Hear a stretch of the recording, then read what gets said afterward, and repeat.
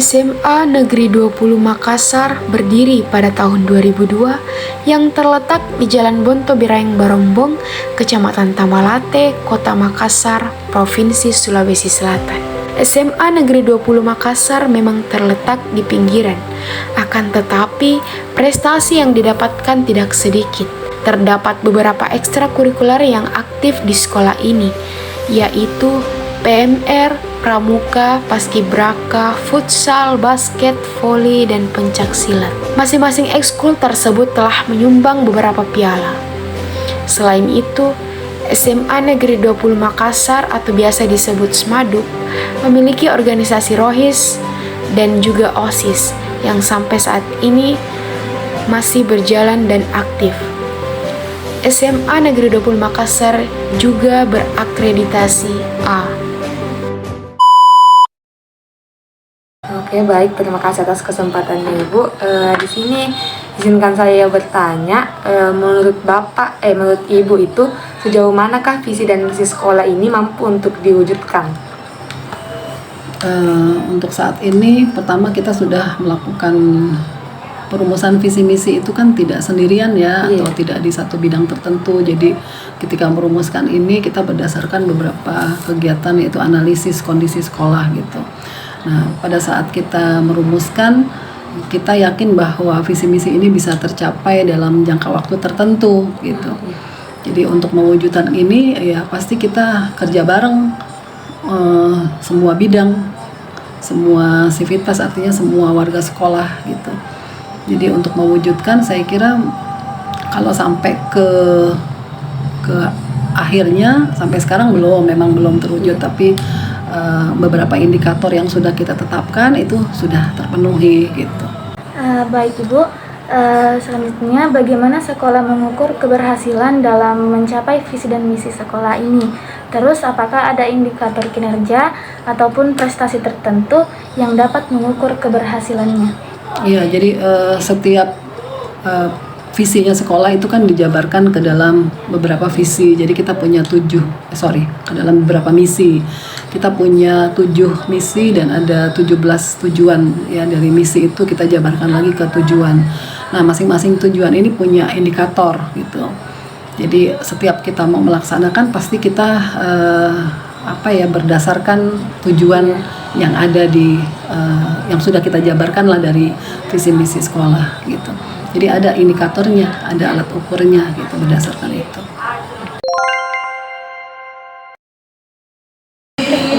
Baik, terima kasih atas kesempatan yang telah diberikan Ibu.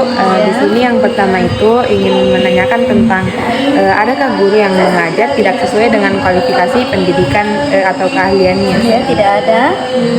Selanjutnya itu adakah workshop atau pelatihan yang diikuti dalam upaya untuk meningkatkan mutu guru dan tenaga pendidik di sekolah ini? Ada kurikulum merdeka, workshop kurikulum merdeka dan peningkatan mutu belajar. Baik.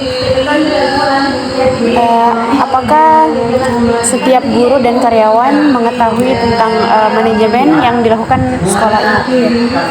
Harus mengetahui. Kemudian bagaimana cara sekolah memastikan semua guru melaksanakan tugasnya sesuai dengan manajemen sekolah?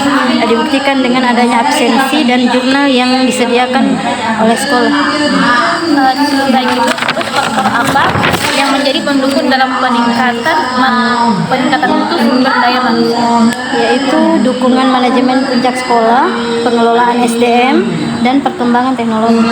Terus apa saja itu Bu faktor penghambatnya yang menjadi dalam peningkatan mutu sumber daya manusia? Kurangnya hubungan masyarakat luar dan kebiasaan. Terus upaya apa yang dilakukan untuk mengatasi faktor penghambat peningkatan mutu sumber daya manusia? Melakukan sosialisasi dengan maksimal. Kedua, melakukan edukasi kepada seluruh warga sekolah.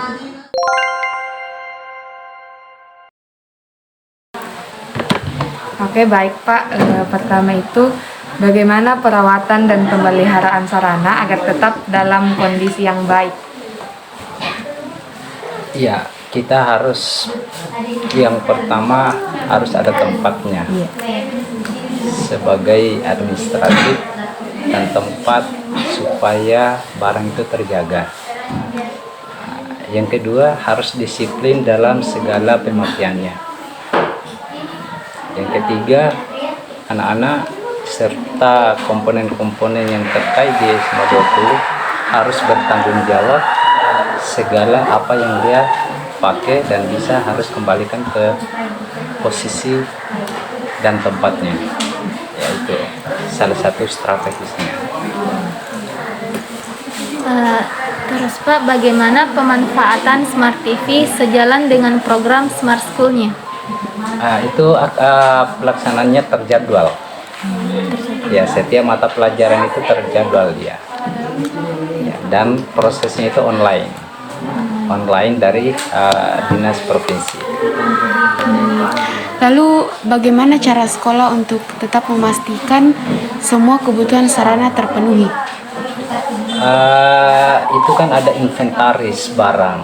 Itu harus setiap jangka pendek, jangka menengah, dan jangka panjang itu punya program dan pengecekan barang, mana barang itu yang masih bagus, barang yang rusak ringan dan rusak berat. Nah, jika ada barang yang rusak ringan, ya kami perlu perbaikan. Kalau sudah rusak berat, tidak bisa diperbaiki, itu diadakan kembali. Yaitu bagaimana tentang perawatan dan pemeliharaan prasarana yang ada di sekolah ini, Pak, dalam kondisi untuk tetap di kondisi yang baik. Itu tadi yang pertama, segala pemakaian itu harus melalui prosedur, bikin surat peminjaman, supaya barang yang setiap peminjaman itu bisa dipertanggungjawabkan. Terus Pak, selanjutnya bagaimana perpustakaan ini mendukung pembelajaran sekolah? Sangat mendukung. Yang pertama, langkahnya itu fasilitas buku harus lengkap. Begitu juga setiap buku mata pelajaran dan buku-buku referensi. Nah, itu harus lengkap, dan perpustakaan itu harus kondisi nyaman supaya anak-anak bisa daya tarik dan betah dalam suasana perpustakaan. Lalu bagaimana penggunaan fasilitas ruang ibadah? Apakah ada aturan tertentu yang harus diikuti oleh peserta didik? Itu terjadwal setiap ada kegiatan ekstra dan misalnya rohis. Nah, yang kedua, 5 waktu harus terjaga. Nah, rohis itu sudah terjadwal bagaimana kegiatan-kegiatan dalam kegiatan ekstra itu, dan pemanfaatnya pun maksimal. I let myself fall into you. I never thought I'd fall right through. I fell for every word you said. You made me feel I needed you and forced my heart to think it's true. But I found I'm powerless with you.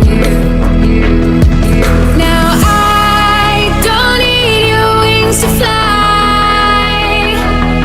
No. Baik, terima kasih atas kesempatan yang telah diberikan Ibu. Di sini kami ingin menanyakan tentang kultur sekolah. Di mana yang pertama itu, apakah di sekolah ini terdapat kultur atau kebiasaan yang khusus atau yang sering dilakukan di sekolah ini? Iya, ada ya. Biasanya kalau pagi itu piket berdiri di depan, terus anak-anak datang salim-salim gitu. Kemudian itu juga anak-anak dibiasakan untuk disiplin. Jadi biasanya kalau pukul 7.30 itu pagar sudah tertutup. Nanti dibuka lagi kembali. Kemudian selanjutnya pembiasaannya itu literasi. Biasa literasi di awal pembelajaran. Tapi yang terjadwalnya itu ada di hari Jumat. Terus membuang sampah, ya, membuang sampah harus pada tempatnya, seperti itu. Kemudian berkata sopan dengan sesama maupun dengan kepada guru atau siapapun, dan biasa diupayakan untuk memberi salam. Kalau di dalam kelas biasanya berdoa sebelum belajar. Selanjutnya itu Ibu, bagaimana implikasi adanya kultur atau kebiasaan positif khusus dalam membentuk karakter siswa? Implikasinya ya? Iya. Dalam hal ini maksudnya seperti anak-anak sudah terbiasa begitu ya. Jadi dengan adanya kebiasaan-kebiasaan itu anak-anak sudah terlatih atau siswa terlatih untuk berkata yang sopan kepada temannya, kemudian untuk rajin membaca gitu, apakah buku apapun itu, seperti itu. Yang selanjutnya itu, apakah pelaksanaan kultur atau kebiasaan positif khusus di sekolah ini sudah maksimal atau belum? Alhamdulillah sudah berjalan maksimal sih, kalau apalagi dalam hal literasinya, karena memang ada koordinatornya. Kemudian, apakah setiap elemen struktur organisasi sekolah telah bekerja sesuai tugasnya masing-masing? Kemudian bagaimana sekolah? Job tugas masing-masing, jadi bertanggung jawab sesuai dengan tugasnya masing-masing. Kayak koordinator literasi, koordinator ramah anak, ya sesuai dia sesuai dengan jobnya masing-masing. Kemudian bagaimana sekolah menjamin setiap elemen struktur organisasi sekolah telah melaksanakan tugas dengan baik? Maksudnya bagaimana sekolah menjamin setiap elemen struktur organisasi? Artinya setiap organisasi, misalnya kalau ada dana kan seperti itu. Artinya sekolah memberikan bantuan yang bisa dibiayai seperti itu, sehingga organisasi itu itu bisa berjalan dengan maksimal. Kemudian biasanya dibuktikan dengan foto-foto kegiatan yang telah dilakukan, seperti itu.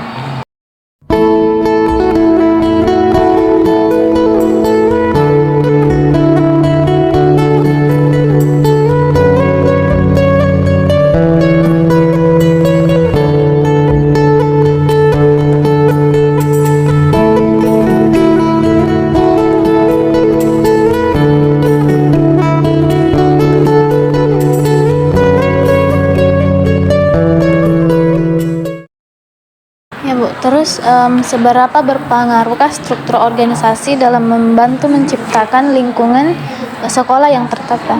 Ya, sangat berpengaruh sekali struktur organisasi, karena supaya antara yang satu dengan yang lainnya itu saling bertanggung jawab terhadap tugas masing-masing. Baik Ibu, terus apakah tata sekolah sudah terlaksana dengan maksimal? Alhamdulillah sih, masih ini ya, lebih menuju maksimal diupayakan. Iya. Terus apakah tata sekolah ini pernah mengalami pergantian? Iya. Jika iya, lanjut. ya. Terus Ibu, apakah dampak yang signifikan dari pergantian tata kelola sekolah ini? Maksudnya ini dari kepala sekolahnya dan atau struktur yang lainnya saja? Dari struktur yang lainnya. Kayak misalnya dari segi wakasek gitu. Iya. Kalau dampak yang signifikan jelas, artinya kan kalau dalam hal bidang wakasek itu kan artinya sudah tertuang bahwa job yang akan dikerjakan seperti itu, maka akan signifikan apa yang sudah dilakukan yang dulu dengan yang sekarang, tinggal melanjutkan. Oh ya Bu, berarti tidak ada pergantian apa itu? Biasanya tukaran posisi supaya bisa ini. Dan satunya tadi misal, tapi yang bertukar itu biasanya SDMJ dengan humas, kalau kurikulum tetap. Iya, seperti itu. Ya Bu. Selanjutnya, bagaimana kriteria penilaian yang diberikan kepada siswa agar dapat dinyatakan lulus pada mata pelajaran Ibu? Iya, kriteria itu kita di sini kan punya kriteria ketuntasan minimal untuk, kebetulan saya ngajar kelas 12 itu masih kurikulum 13, K13. Jadi kita masih punya kriteria ketuntasan minimal itu satu. Nah, untuk memperoleh hasil belajar itu kita ada beberapa kegiatan, antara lain kegiatan penugasan. Jadi pada saat mereka mengerjakan tugas itu kan di proses pembelajaran. Pada saat proses itu kita melakukan penilaian, dan itu kita sudah sampaikan di awal pembelajaran pada saat kontrak belajar bahwa dalam proses pembelajaran nanti ada penilaian. Kemudian indikator yang mau dinilai kita sampaikan apa aja. Itu biasanya di awal pembelajaran kita sampaikan, ini loh yang mau saya nilai, misalnya saya mengeluarkan LKPD, di LKPD itu ini yang mau dinilai gitu. Terus penilaian secara keseluruhan untuk mata pelajaran saya tidak hanya berasal dari ulangan aja atau tes aja, tapi juga ada penilaian tugas-tugas, penyelesaian tugas. Kalau di mata pelajaran saya khusus di fisika, itu biasanya sebelum mereka dijelaskan ke materi tertentu, saya sudah kasih duluan tugas membuat rangkuman atau melakukan literasi. Literasi di sini bukan hanya reading aja gitu. Jadi bukan cuma ikro aja, bukan cuma baca aja, tapi dia juga reading, listening, watching, dia mengamati sesuatu, observing gitu. Saya suruh mengamati sesuatu di luar terkait dengan, nah itu dia buat rangkuman.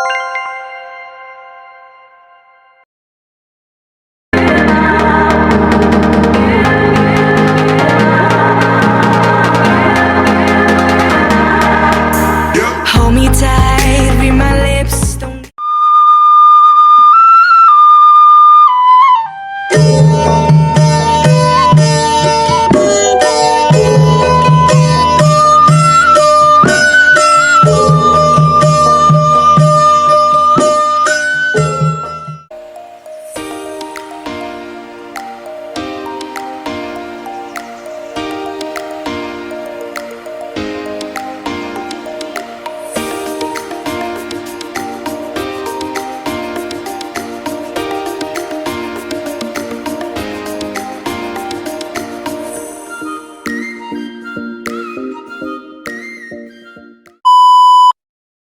Bye.